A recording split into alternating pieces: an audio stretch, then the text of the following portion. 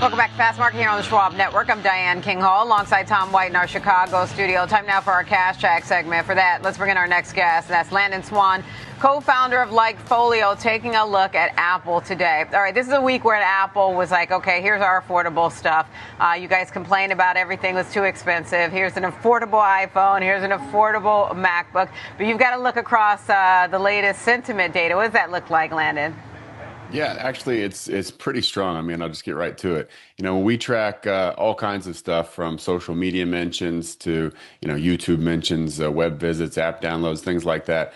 And across all of that, we aggregate it into what we call a Main Street score. That's out of 100. This is Apple scoring at 92 right now. People love their products. They love the ecosystem. They love the ease of use.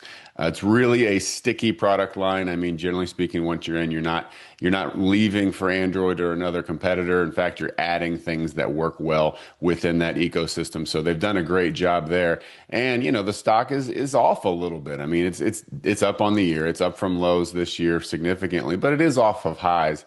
And so I think it could be an opportunity for people to maybe take advantage of this selling right now. But just looking at how they did last quarter was incredible. I mean, their revenue was up significantly. Their revenue I think was up 16%, and their profit was up even more than that, suggesting that their margins are they're doing really well. Earnings per share are up 19%, so they have good cost discipline. They also have pricing power. They're able to charge a little bit more, but they're also doing really well with margins. And what's one of my favorite kind of stories about them is the AI race, and everybody is spending tons and tons of money. CapEx is through the roof. And Apple just kind of said, you know what, we're going to wait at the finish line. We're not going to run the race. We're going to wait at the finish line, see who does really well. We're going to pick that person to partner with. And so that move, I think, has saved investors so much money. I think they're going to be paying about $1 billion to Google as opposed to, dozens of billions developing their own. And they were criticized for a long time because their AI was so weak. But I think through the partnership, they're able to just kind of is just a good buying opportunity for long-term investors because we see just pure strength coming out of Apple. The consumers, not only is the demand high, but the sentiment is just through the roof. I mean, people love these products. They joke like Tom about Siri being trash, but now they don't joke about that as much anymore because it's being powered by something else. So they're behind the scenes, it's fine. And here you can see that chart that I'm talking about, that blue line, consumer demand, basically at all-time highs. And just a little bit off, from maybe a week or two ago, but the stock is close. But again, it's discounted right now. So moving forward, we're continuing to be bullish on one of the best names in the world right now.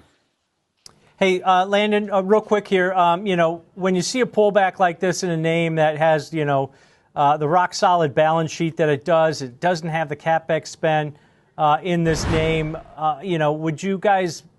Based on your data, it seems like it's pretty positive. Would you be buyers? Because they're not immune to macro moves in the overall equity market. We've seen that this week. Stock's down 3% this week, more than the S&P 500. So they're not immune to that. Would you guys be buyers on dips?